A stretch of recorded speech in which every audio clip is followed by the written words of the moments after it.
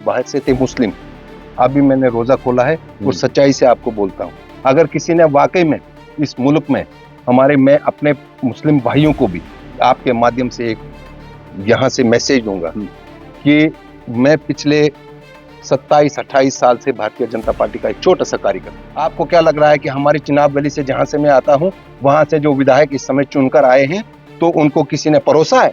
उन्होंने संघर्ष किया है, वहां वो लड़े हैं। 30-30 चिताओं को आग लगाने के लिए हमें मालूम है, हम खुद खड़े रहे हैं, वहां कब्रिस्तान भी भरे गए, इसमें कोई शक नहीं है। लेकिन आपको मैं ये बताऊंगा, मैंने अपनी आंखों से देखा है, जब कुल्हाड़ का मैसेकर हुआ था तो एक माँ ने अपनी बेटी को, 1.5 साल की बेटी को इतनी जोर से पसलियों में डाला था। मुझे याद है, उनसे बोल रहा हूं कि वो बात आप गलत लोगों से पूछ रहे हो, आप वो उनसे पूछो जिन्होंने आग लगाई है, जिनके आप किसने आग लगाई? किसने आग लगाई पूरी दुनिया को मालूम है। अगर आपने अभी कहा कि यहाँ यूटी बनी, यहाँ जम्मू कश्मीर में स्टेट थी, तो वो आग चिंगारी निकली, वो कहां से निकली, उस बात की तह तक क्यों लोग नहीं जा रहे हैं? ये सवाल है, ये आपके माध्यम से मैं पूछना चाहता हूं। नमस्कार, जम्मू संवाद देख रहे हैं आप और मैं हूं ललित खजूरिया।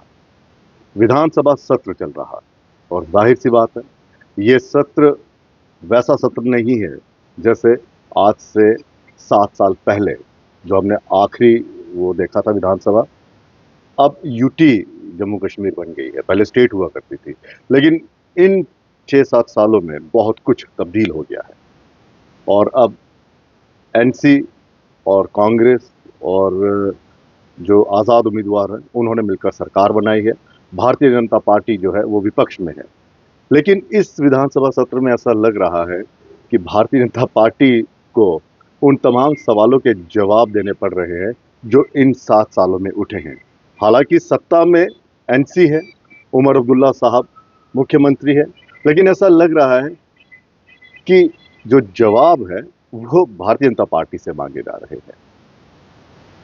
कई विधायक हैं जो पहली बार वहां पर पहुंचे हैं, लेकिन क्या इस असेंबली में सब कुछ सही हो रहा है? जनता के मुद्दे उठ रहे हैं और भारतीय जनता पार्टी अपने आप को कहां पर स्टैंड करती है, इसी पर बातचीत करेंगे। इश्तियाक अहमद वानी जी हमारे साथ हैं, इन्हीं से बात करेंगे। भारतीय जनता पार्टी के वरिष्ठ नेता और प्रवक्ता भी रह चुके हैं, अल्पसंख्यक मोर्चा जो राष्ट्रीय मोर्चा उनके उपाध्यक्ष भी रह चुके हैं, इनसे बातचीत करेंगे। सर, स्वागत आपका। बहुत बहुत शुक्रिया। इस असेंबली में, पुरानी असेंबली में कितना अंतर देखते हो आप? पुरानी असेंबली और इस असेंबली में अंतर कुछ है नहीं। अंतर लग रहा है ना? नहीं, अंतर किस एंगल से आपको लग रहा है?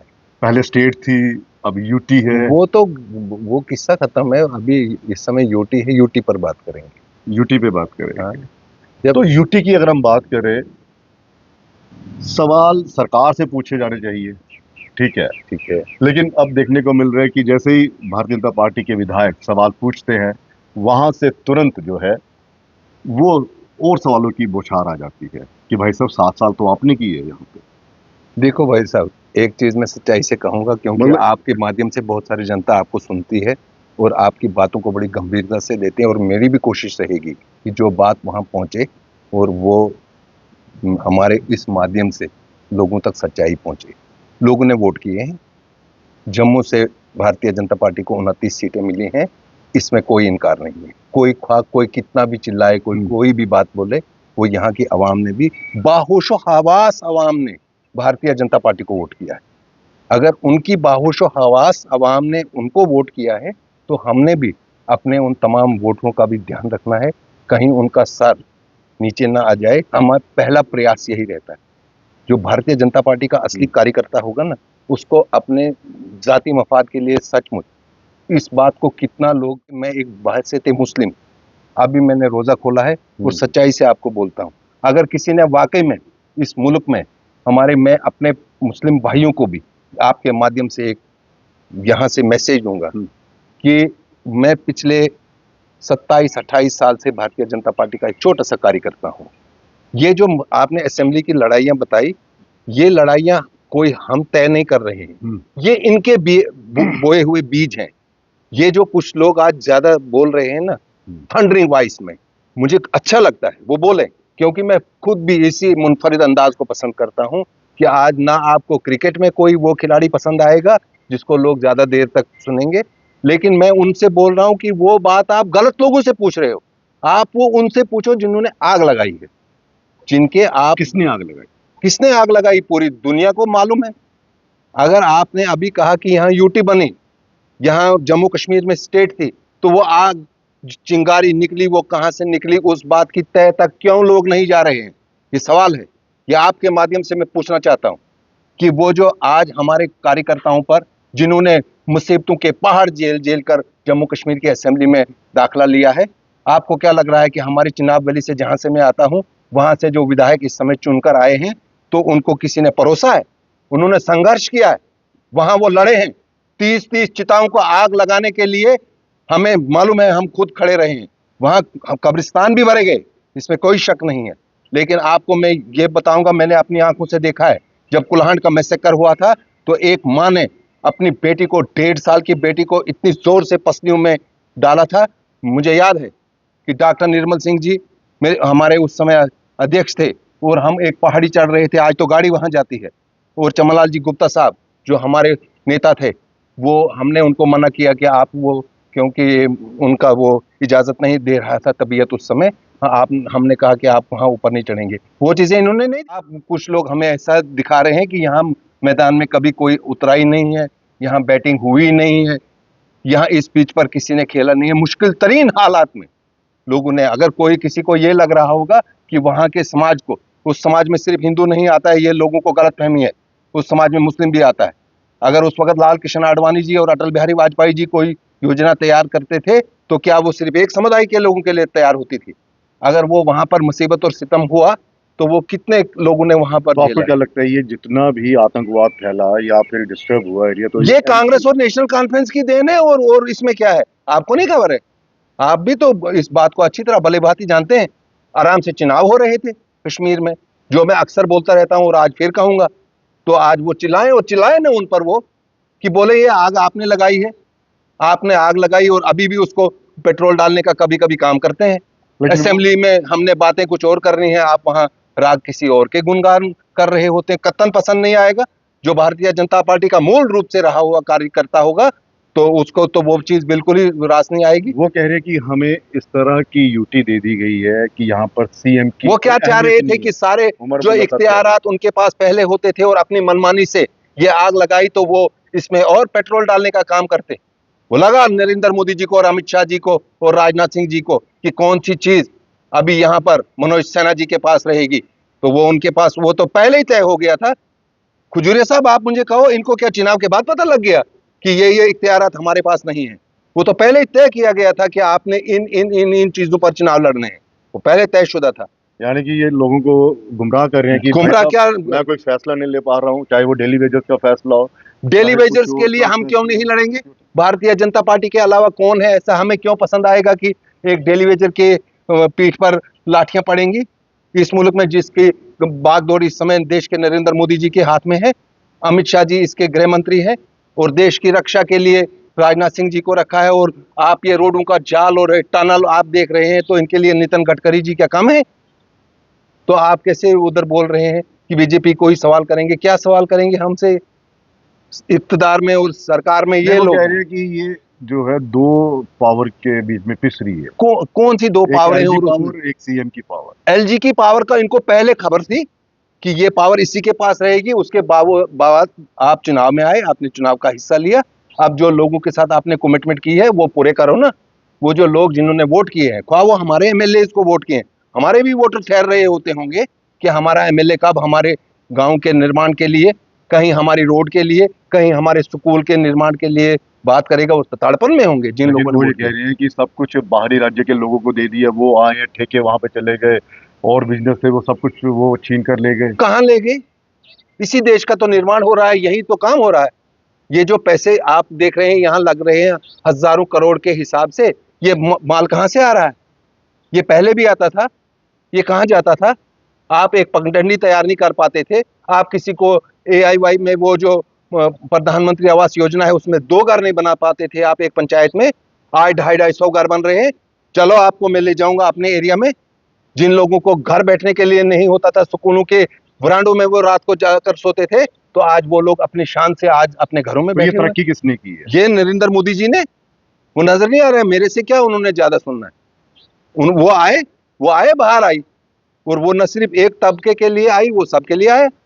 अगर उन्होंने वो आयुष्मान कार्ड बनाया तो वो कोई एक तबके को मिल रहा है, वो राशन मिल रहा है तो उन्होंने उस पर कोई ठप्पा लगाया है? जैसे पीडीपी एनसी कह रही है कि यहाँ पर मुस्लिम्स को दबाया जा रहा है, उनको तंग किया जा रहा है। कहां पर, किस जगह पर लग रहा है आपको?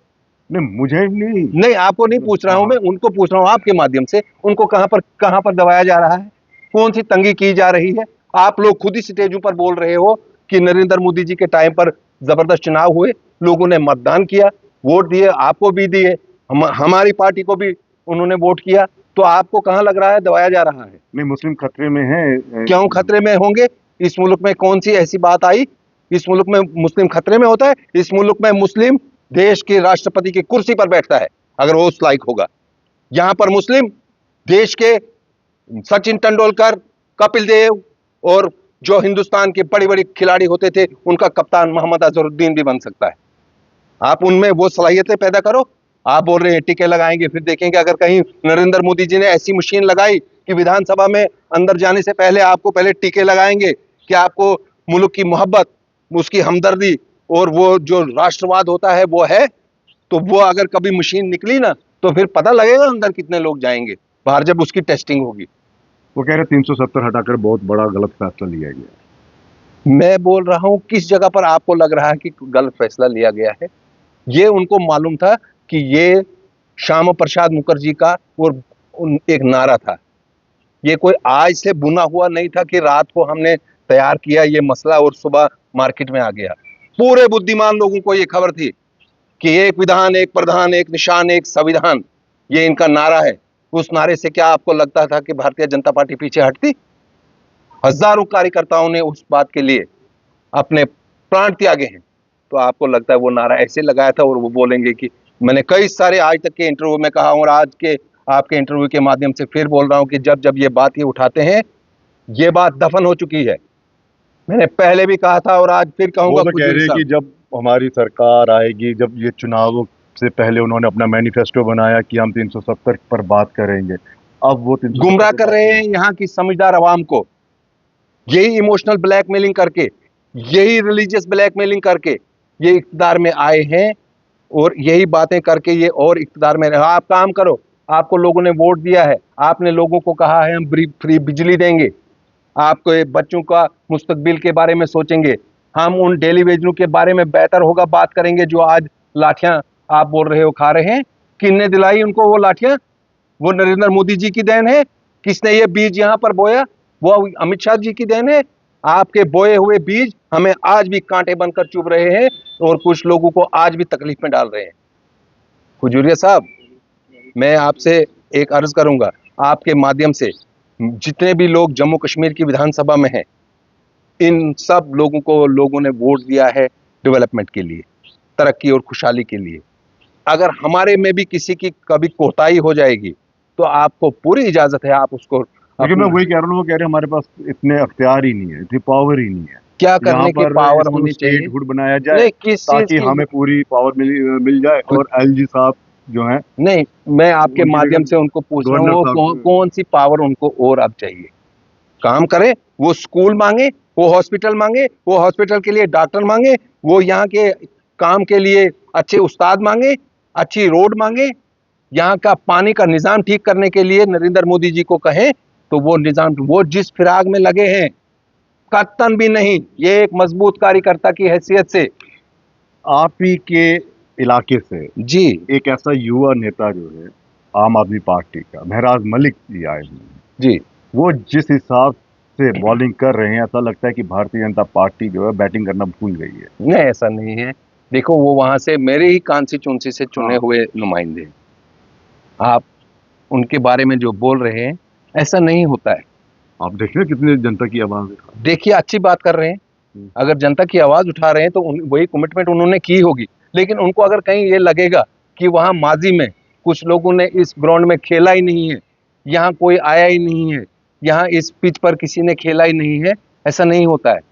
ये खेत हमवार हुए होते हैं, इसकी झाड़ियां काटी गई होती हैं, उससे बहुत सारे लोगों को उनकी कांटों की चुभन आज भी टीस और तकलीफ बनकर उनको चुभ रही होगी। वो कर रहे होंगे आवाम के लिए, ठीक बात है। लेकिन वो किसी वक्त ये कहेंगे कि ये जो बाकी चुने हुए लोग, अगर उनको ये लग रहा है कि उनके 29,000 लोगों को ठेस पहुंचती है जब उनके बारे में कोई बात करेगा, क्योंकि मैं अगर इस वक्त उनके बारे में बात करूंगा तो मैंने उन 29,000 लोगों को ध्यान में रखना है कि जिन्होंने मानो उनको चुनकर किसी डेवलपमेंट सोच के हिसाब से यहाँ भेजा होगा। वो डेवलपमेंट की बात कर रहे हैं या फिर अगर करेंगे तो बहुत अच्छी बात है, लेकिन अगर उनके खेलने का स्टाइल आपने जैसे बोला कि उनको वो उनकी बॉलिंग पर कोई नहीं, वहाँ खेलने के लिए भेजे गए हैं उसी एरिया से, उसी डिस्ट्रिक्ट डोडा से, जिन्होंने बहुत मुश्किल तरीन हालात में, मेरी अर्ज सुनिए, वहाँ जिस अंदाज से भेजा गया है, वहाँ से हमारे एलओपी सुनील शर्मा जी मैच जीतकर ताबड़तोड़ बैटिंग करके आए हैं, और उसके बाद मेरी बेटी शगुन परिहार जी मुश्किल तरीन हालात झेलकर जम्मू कश्मीर की असेंबली में आए। उसके बाद दलीप सिंह परिहार, जो एक जमीन से जुड़ा हुआ व्यक्ति, वहां से चुनकर आया, और फिर आपने देखा होगा कि किस तरीके से सारे एकजुट हो गए थे। शक्ति परिहार जी को हराना ही हराना है, वो समझ मुझे आई नहीं थी, लेकिन वहां के मुबारकबाद देता हूं मैं वहां के हिंदू और मुसलमान तबके को, जिन्होंने उनके पक्ष में वो कह रहे भ्रष्टाचार आप लाए, नशा आप लाए, यहाँ पर रोजगार आपने छीन लिया, सब कुछ भारतीय जनता पार्टी ने किया। अच्छा, वो कौन से अंदाज से, वो कौन सा पैरामीटर फिक्स करके ऐसा बोल रहे हैं? कुछ तो मैं किसी पर आरोप लगाऊंगा, मैं सुनूंगा किसी की सुनी हुई बात पर मैं बोलूंगा कि भारतीय जनता पार्टी का कुठुआ में जो कार्यालय बना है, तो इसका मतलब आपके कान में डालकर आपसे कोई झूठ बोलवाएगा, वो भी पतवा। क्या वाहवाही लूटने के लिए सब कुछ हो रहा है? नहीं, अगर कोई बात आपने सुनी, आप राजनेता हो, आपने सुनना है, बोलने से ज्यादा सुनने की भी सलाहियत रखनी है।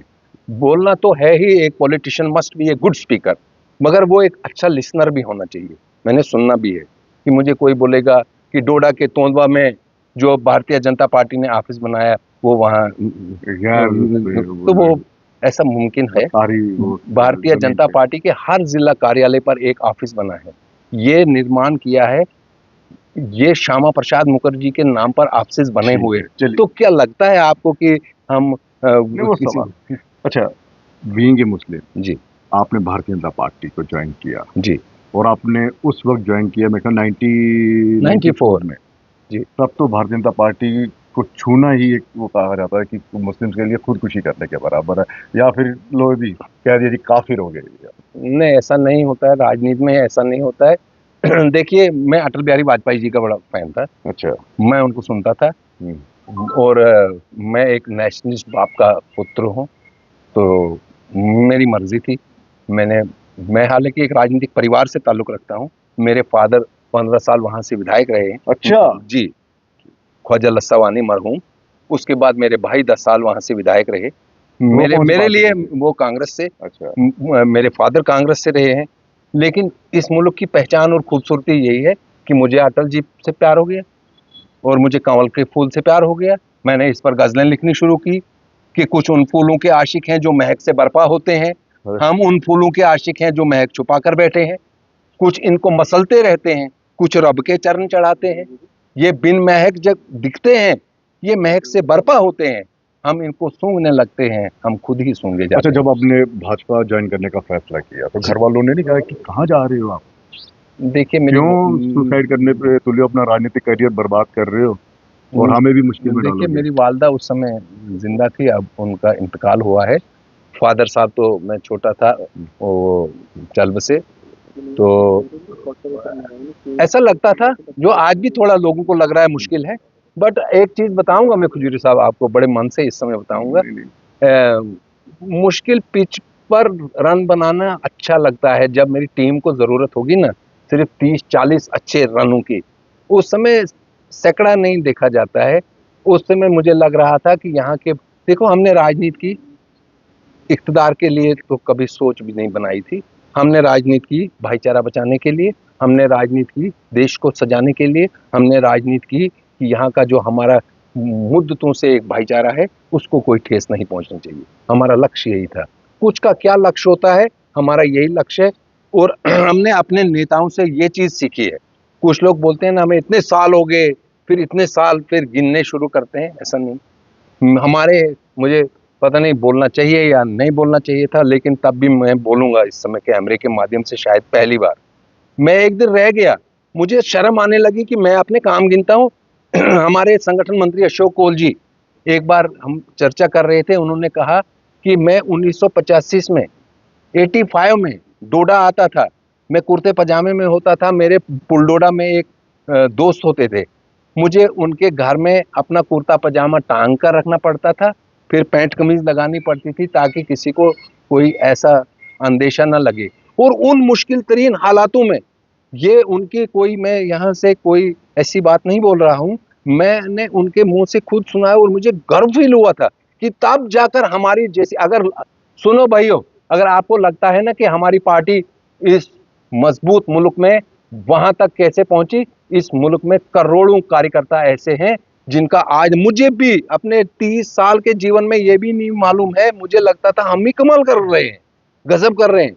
और उन्होंने बोला कि मैं 1985 में वहां कार्य के लिए वहां आते थे, फिर इसका मतलब उस मुश्किल तरीन विपरीत धाराओं के वो उन्होंने कश्ती चलाई है, तो हमारे लिए तो अब आसान बन गया है। नहीं, जिस दौर की मैं बात करूँ उस समय आतंकवाद भी अपने चरम पर था जी। तो जब आपने भारतीय जनता पार्टी ज्वाइन की तो जाहिर सी बात आपको उस पर ठप्पा लग गया कि ये एक ये हिंदूवादी पार्टी में चले गए हैं और आतंकियों की तरफ से या फिर लोकल्स की तरफ से कुछ नहीं, मैंने मन बनाया था ये हिंदुओं की पार्टी है नहीं, अलबत्ता हिंदुस्तानियों की पार्टी है। आरोप लगता नहीं, था। उनको लग रहा होता ये हिंदुओं की पार्टी है, मेरे मन ने इजाजत दी थी हिंदुस्तानियों की पार्टी है, तो मेरे मन ने इजाजत दी कि चले जाओ, सेफ छाते के नीचे रहोगे, और आज तक बड़ी इज्जत से, बड़े मान सम्मान से। उस दौरान कोई खतरा कुछ ऐसा? बहुत बार ऐसे वाकत हुए, क्योंकि उसी दौरान तो ये बड़े बड़े कांड हुए थे यहाँ पर नहीं जो वारदात होता था, आतंकी। बट हमें देखिए, मारने वाले से बचाने वाला ज्यादा ताकतवर है, वो जब तय करेगा तो तब मुझे कोई बचा नहीं पाएगा। जब तक उसने मेरे से काम लेना होगा, उसने लेना है, और मेरी भी ख्वाहिश रहनी चाहिए जाना। देखिए, एक कड़वा सच है, मरना सबने है। यही हम लोगों को झूठी दुआएं देते हैं कि किसी से मिलते हैं, उसको हाथ मिलाया, उसको बोला ऊपर वाला आपको सेहत तंदुरुस्ती उम्र दे, नहीं, गलत बोल रहे होते हैं हम उस समय। ये तय है, किसने तय किया है, तो ये आप अलबत्ता सबों को याद कराया करो रोज सुबह उठकर कि एक दिन जाना है। उसकी तैयारी में आप कौन क्या कर रहे हो, ये बहुत ज़रूरी है। यहाँ हमारे जम्मू कश्मीर में इस समय लोगों ने बहुत देर के बाद वोट डाला है। मेरी गुजारिश है आपके माध्यम से, जो भी जिन तक भी हमारी ये आवाज़ इस समय जा ही रही होगी, क्योंकि बहुत सुनते हैं आपको, और हमारी भी खुशकिस्मती है कि आपके माध्यम से मैं अपनी बात पहुंचा रहा हूं। मैं थोड़ा एक्टिव पॉलिटिक्स में कुछ वजूहात के बिना पर नहीं हूं, मेरे कुछ घरेलू मामलात हैं ऐसे जो मैं सार्वजनिक नहीं कर सकता हूँ ये अपने, तो बाकी बहुत अच्छा लगा आपसे। नहीं, आगे बढ़ाते नहीं, जब ये मतलब आतंकी वारदातें हुई, कुल्हान हुआ और भी मस्जिद वहाँ पर हुए, हिंदुओं का टारगेट किया गया, तब लोगों को आपसे उम्मीदें होती थी कि ये एक मुस्लिम है, चलिए शायद ही भाईजान, आप बाहर निकलिए, सुनिए, लोगों को समझाइए, नहीं, शायद ही कोई ऐसी जगह, कोई ऐसी वारदात जहां पर हमें जाना, मतलब हम वहां नहीं पहुंचे। जाना भी चाहिए था और हम पहुंचे भी, वो तारीख गवाह है। वो मैं किसी के लिए, अगर देखिए, अगर डर बनाकर वहां बैठते तो शायद वो बहुत कठिन हो जाता। अगर हमने अपने आप को बोला था कि हम इस फील्ड के खिलाड़ी हैं, तो फिर बाहर निकलना पड़ता था, फिर जाना पड़ता था, फिर हमारे सामने ग्रेनेड फटे हैं, मैंने कई सारी डेड बॉडीज को गोद में उठाया है, और फिर स्प्लेंडर मुंह पर लगे हैं। जब एक बार कुल्हान मैसेकर हुआ था, जो बात मैंने अधूरी छोड़ी थी, वो बेटी जब माँ की पसलियों में फंस गई थी, तो 30-25 चिताओं को इकट्ठी आग लगा रहे थे, तब कौन नहीं आया था, किसको मालूम नहीं है क्या बात बोल रहे हैं। लाल कृष्ण आडवाणी जी, राजनाथ सिंह जी, सुषमा स्वराज जी, देश के जितने भी बड़े नेता थे, मैंने पी चिदम्बरम जी को भी, मैंने अपने प्रणब मुखर्जी को देखा है वहां उस घटना पर पहुंचते हुए। मैं कैसे बोल सकता हूं नहीं हो सकता है, मगर जिस अंदाज से सबों को दर्द होती, क्यों नहीं होती, खून गिर रहा था, पसलियों में बच्चियां फंस रही थी, और हम अगर उस समय सोचते कि हिंदू मुसलमान के मसले में उस समय उलझे और फंसे रहते, तो आप मुझे कहिए कि आज जिनको कुछ लग रहा होगा कि ये बहुत इजी तरीके से फील्ड चुना गया है, इसके लिए बहुत संघर्ष करना पड़ा है, बहुत कठिन रास्तों से गुजर कर। आपको कैसे हालात लग रहे हैं जम्मू कश्मीर के? आज के दौर में हाँ, एनसीपीडी भी कह रही कि आतंकवाद फिर से बढ़ गया। देखिए वो किस आतंकवाद का और क्या बोल रहे हैं।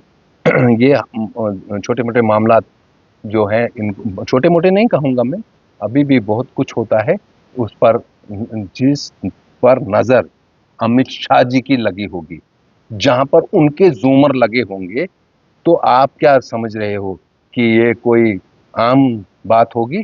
ये ठहर रहे हैं कि ये कुछ गलती करते वो यहां मन में चलेगा नहीं, तो ये ठहर रहे हैं कि कुछ ऐसी बातें करते जिससे समाज में इंतशार पैदा हो जाता और हमारी दुकान बंद हो जाती चलती, तो वो दुकान बंद कर रही है, तो वो नहीं अब खुलेगी।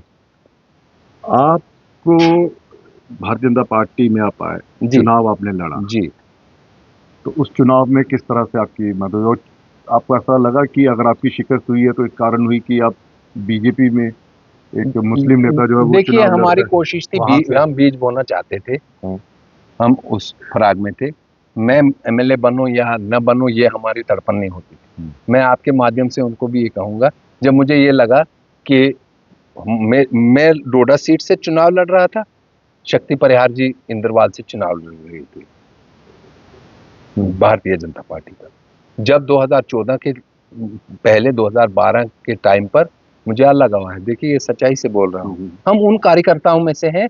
हमें अगर लगा कि इस समय खजूरिया साहब वहां ज्यादा मजबूत लग सकते हैं, तो हमने खुद अपने नेताओं को, अपने लोग जो हमारे प्रमुख थे, हमने कहा कि ऐसे अगर समीकरण बनाया जाए, हमें कमल का फूल चाहिए था, हमें फूल चाहिए था। हम जाति मफाद के लिए तो राजनीति कर नहीं रहे थे।